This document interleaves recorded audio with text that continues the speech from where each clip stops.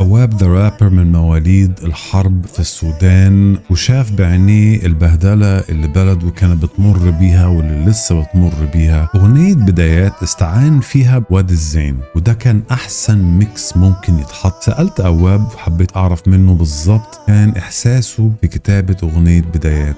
نحن حاليا في السودان حتواجهنا أزمة بتاعت هوية كبيرة شيء، هي الحرب. الناس اتوزعات، في ناس أهلهم في حتة وهم في حتة، وفي ناس أصحابهم في حتة وهم في حتة. فالرسالة من بدايات دي إنه حنرجع، إنه في النهاية we are still Sudanese بالرغم من اختلافاتنا العربية الأفريقية السودانية فما في حاجة حتفرقنا، لا حرب لا غيره، لا يحزنون لا يفرحون. عرفت؟ ما في زول حيقدر يفرقنا يعني.